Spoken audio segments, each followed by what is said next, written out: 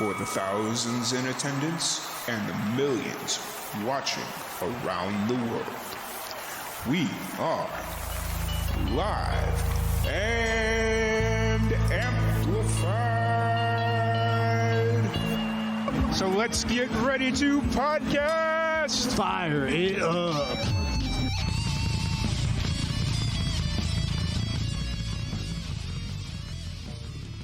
Hey, how's it going, man? I'm doing great. I had to give my consent in order to be on here, so I had to click a couple things. Oh, you're good, man. You're all good. First off, thank you so much for joining us. I saw, just as I was letting you in, I saw your Instagram message come through, and I was like, "Oh, let me, I'm wrapping it up. I'll let you in here in a sec." No, first off, it's pronounced Milky Vaughn, right? Or Yep. All right, perfect. So we got Milky Vaughn with us here today. First off, I want to thank you so much for joining us for such an important fundraiser that we're trying to raise awareness and funds for pancreatic cancer research. So when you reached out to be a part of it, I was really grateful. And, hopefully we can change a few lives in the process, Definitely. And I think it's tremendous what you're doing. So I appreciate your thanks and thank you as well. I think this is an awesome idea. Thank you. Thank you very much. So first off, give us kind of a background story on who you are, what got you into music, all that fun stuff. Okay, great. So my actual name is Joey Alicia. Jovino Alicia is my actual name. And I was born in New York, Long Island, New York. I moved to Jacksonville, Florida around the age of 9, and then went back to New York to graduate school. So I kind of spent some time in the South, up north. What really inspired me to get into music, I used to watch a lot of TV, a lot of MTV, Views, getting ready for the bus stop in the mornings. And something about that inspired me to say, hey, I see these people kind of like normal people doing this, and maybe I can do it. So in middle school, I got with a couple buddies and we started a metal band around 8th grade. And this was back in the MySpace days. Yeah. We found a Battle of the Bands post, and someone was like, you sell all these tickets, we'll get you, shout out to Bruce Cataldo, I believe was the gentleman's name. And that was like our initiative, like, okay, we sell these tickets, we have a little bit of music, we're gonna do it. So around 8th grade, we did that. And that kind of gave me a taste for performing. So ever since then, I've just been hooked. After graduating high school, I went back to New York. And when I lived in New York, I was in a band and engaged a little bit with jazz band in school and just getting different tastes of all sorts of genres. So when I made Milky Vaughn, I wanted to keep it all one name consistent because I felt like me as an artist, I was all over the place. And I just wanted people to know that I was capable of all of that. Mm-hmm. So I've been doing all these different genres of music under that moniker since around like 2013, when I actually came back to Florida. Okay. And so kind of bouncing around, I've been doing this since then. Now I'm an event coordinator. So I have a monthly event called Beats and Brews I do here in Jacksonville. And it's a multicultural, multi-genre event. I figured if I can take the mentality of what I learned when I was younger and what people were, having me do, actually selling tickets and doing it for somebody else, why can't we all collectively get together and make our own? So that was born, and every month we have different artists, different musicians all come together, and that's what helps us grow. So that's like my main project is the Beats and Brews. And just making music, even got me into a punk band in the past couple of months. So nice. I'm working with a band called Kill Tactic, and we revitalized that. Was a project that two of my friends have not worked on music for about 6 years. And we brought it back together because we met through Beats and Brews. So I have kind of a little bit in each pot, just kind of stirring it slowly till it becomes something good. Nice. Yeah, that's it's interesting because I've only been to Jacksonville a handful of times. My dad lives in South Florida, and I lived in Tallahassee for a couple of years. And he he was diagnosed with prostate cancer, and so he got his treatment up in Jacksonville at well, I guess UF or whatever the one of the hospitals up there. And I started working with some of the musicians there or in Jacksonville, and I guess St. Augustine, I guess technically. And so just if I didn't end up moving out to Texas, Jacksonville was definitely a place I was considering, just because I saw the diversity of the music scene and just like how welcoming the community was, just kind of put a point on the story. So yeah, no, it's really cool that you moved back down. You said you're back in Jacksonville? Yeah, so I was in Long Island, and then I actually moved back. Okay, gotcha. And then as far as that go, or as far as your current projects, you're doing the beats and brews, right? It's beats and brews. And then musically, you're doing the punk band. Yes, so Milky Vaughn is a solo project. Okay, that's when I started. Yep, so that's what I started around 2013 is when I started really taking it seriously. Gotcha. So within the past 2 months, Kill Tactic is the punk band. So that's something that's kind of fresh.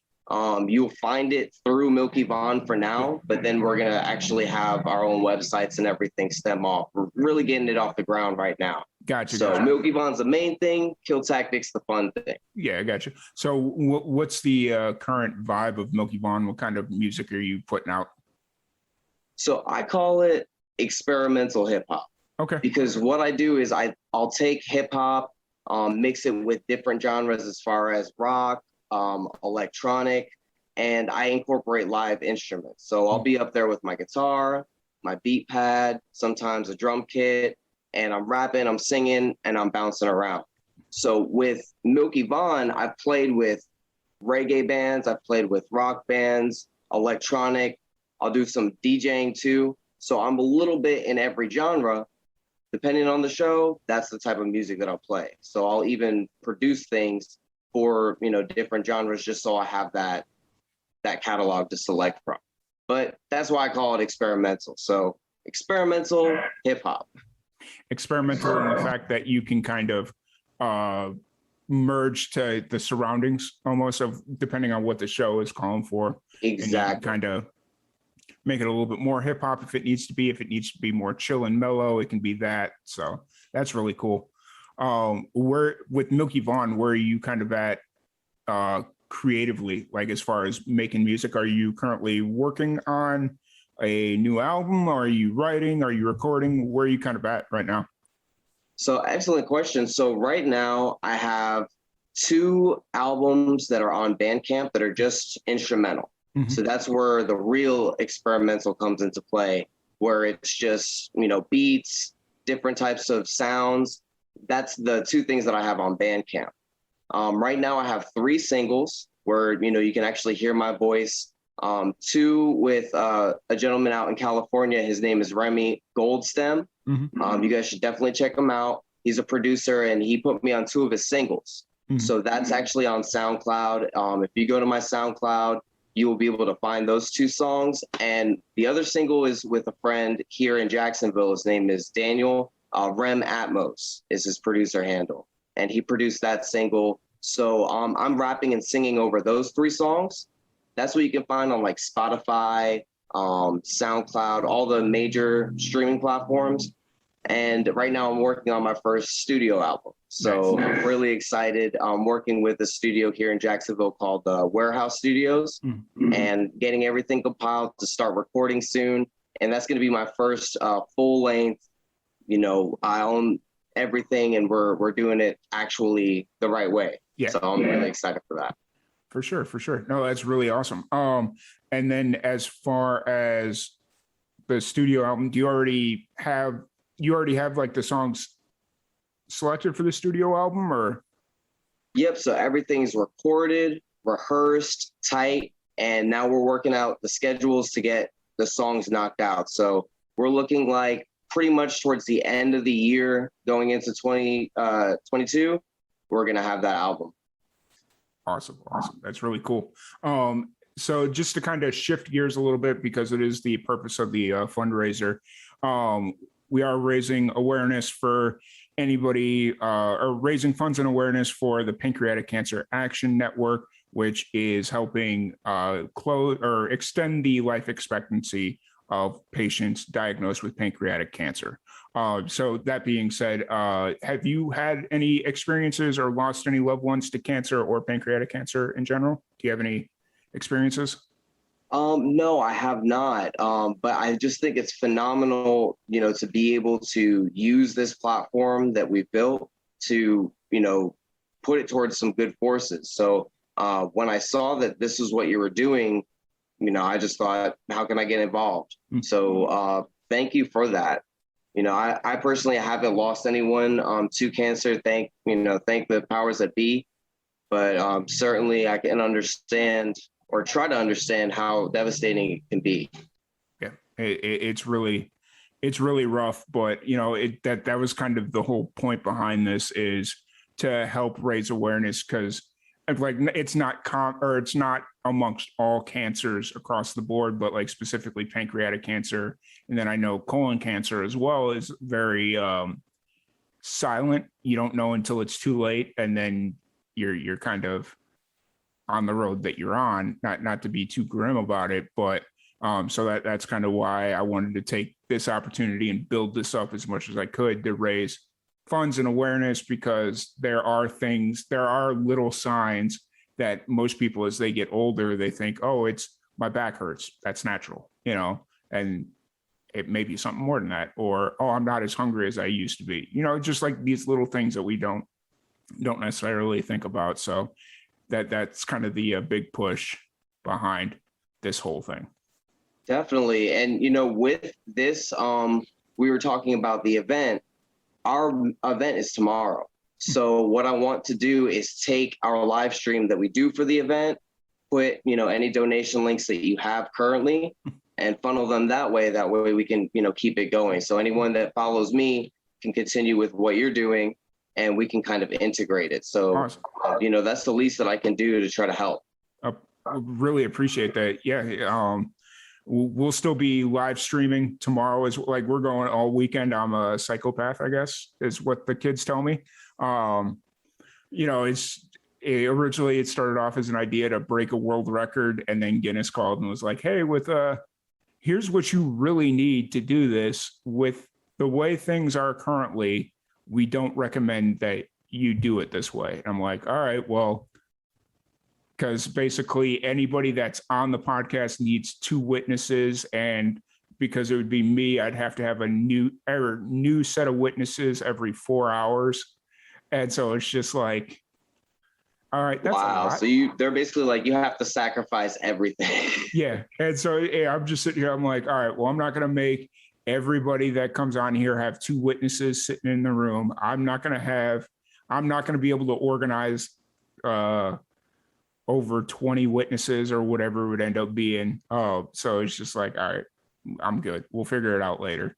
But still, that left an opportunity open to just do something really good for the community, for the world, all that stuff. Because once you find out the way it is right now, once you find out, it's too late. And so I know there's like, as people are donating, they're telling me where those donations, like the PanCAN is telling me like, oh, hey, this donation just went to this doctor's grant research, like they're kind of telling me who it's going to. Very hands-on with what you're doing and the cause and effect. Yeah, absolutely. And so like, I haven't read all of them yet, but like some of the early donations that came in, it's like, oh, that's really cool. It's going to this stage 2 research. Like, so if they catch it in stage 2, they, like whatever it is. So it's really cool. And I can't wait, once everything's all said and done, to go back through the emails and be like, oh, nice. And just kind of report back to people as I can. So that's awesome. But once again, like I said, I really appreciate you being on. I know you'd reached out to me about a month ago or so, I want to say. Yeah, I think so. A month or two. I had seen it just kind of scrolling through. I'm kind of a psychopath myself, so I'm always busy and then trying to get busier for some weird reason.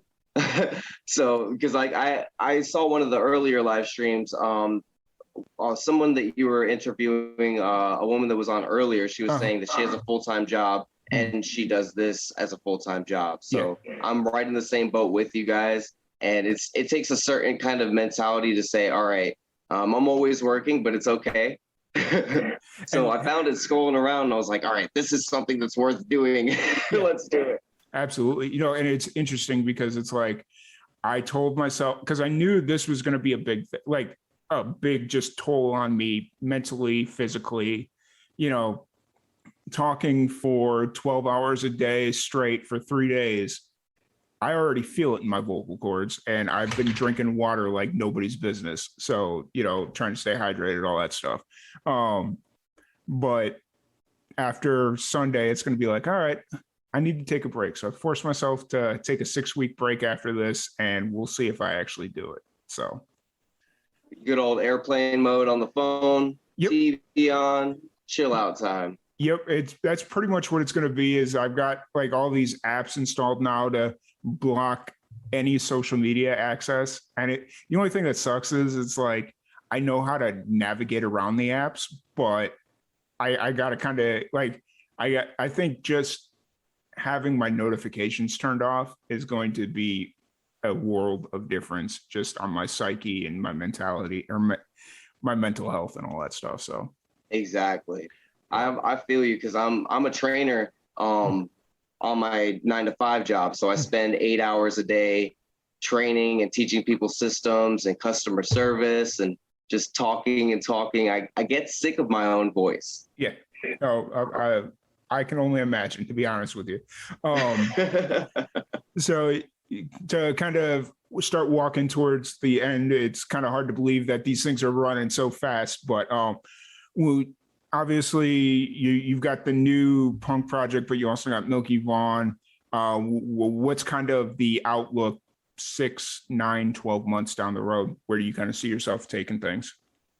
So my main focus is getting these albums recorded. So once I get Pipa de la Paz out, then I'm going to focus on taking that, getting airplay, and really pushing it across a national spectrum, because I feel confident, you know, in Jacksonville, we have a great music scene, and I've been blessed with a lot of opportunities within the past year to where I feel like, okay, I'm good. I feel happy. Now let's do something, you know, online. Let's do something to where I can push this. So once that album's recorded, I'm going to have the capability of actually distributing it because I'll have the rights.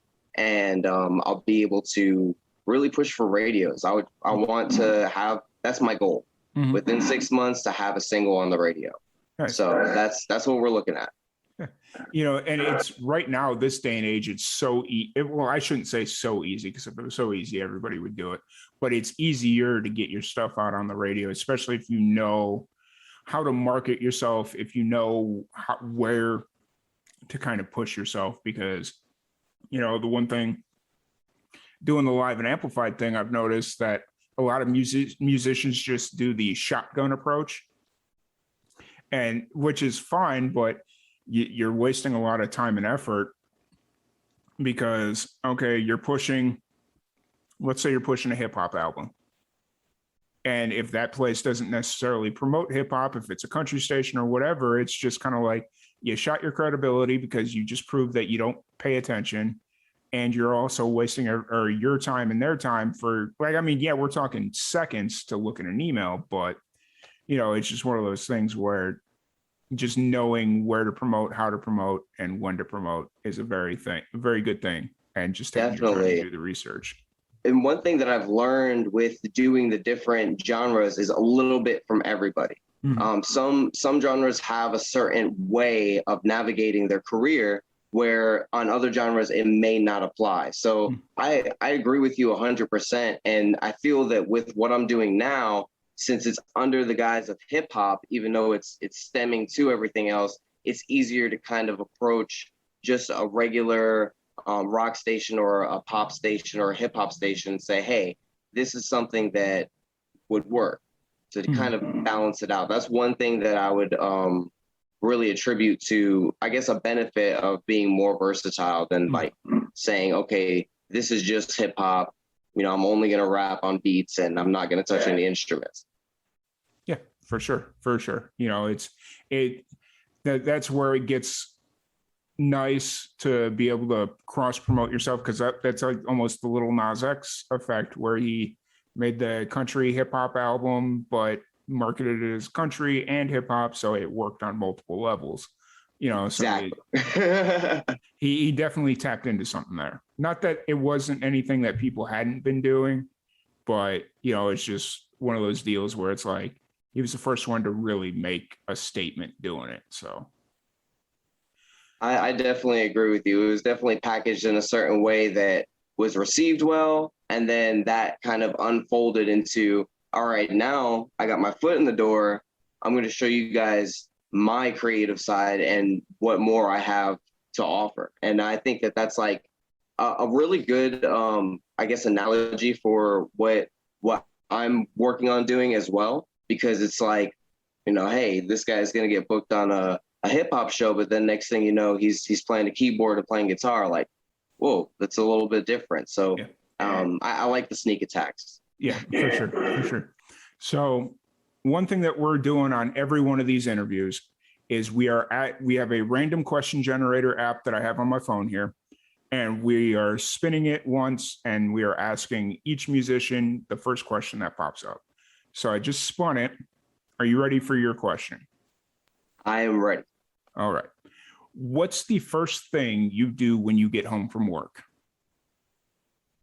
The first thing I do when I get home from work, that is a great question. I usually will go and prepare myself a nice bowl of salad. Okay. Yes, nice bowl of salad. That is what I prefer. Awesome. After I get off work. Yeah. Awesome. Thank you for participating in that. I'm trying to do something fun and different. I love that. That's awesome. You know, because it took me, I tried to do it on our normal podcast, but I could never find a decent question generator. And then I was just playing around on my app or my phone one day, and I was just like, random questions. And this thing popped up, and it's got like 1.5 million questions. Some of them are a little weird, but, you know, it is. That was a good one. That was a good one, definitely. So, but once again, I want to thank you for jumping on here. If people want to check out your new music or anything else you got going on, where's the best place for them to do that? So if you just Google Milky Vaughn, then you'll find probably my SoundCloud. The best way to consolidate everything is Linktree. If you guys have ever heard of Linktree, it's an awesome site. I recommend it to people and to artists.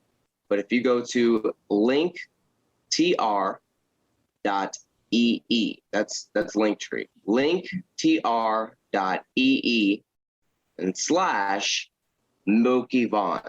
Milky like Milky Way, VON.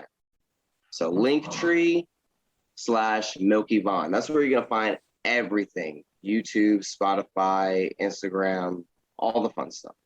Awesome. Well, once again, thank you so much for jumping on. Really appreciate it. It's been a blast sitting here chatting with you. Hopefully someday down the road, we can get you on the full-length podcast and do a real deep dive, because these shorter podcasts, it's like, okay, we got to hit points. So really appreciate you jumping on. Other than that, thank you everybody for tuning in, and we will be right back with Van Corvid. All right. Thank you as well. Blessings to you and the family. Yep. Thank you. Have a good one. Take care. All right. Awesome. Hope you guys are having a good time, and we will be back in about 5 minutes with Van Corvid. Before I leave, though, make sure if you are interested, you are sharing the links, the YouTube link, share the event page, all that fun stuff. If you're interested in donating, you can do that as well. In the comment section below, there should be a link to the donation portal, and we will be back in a few minutes.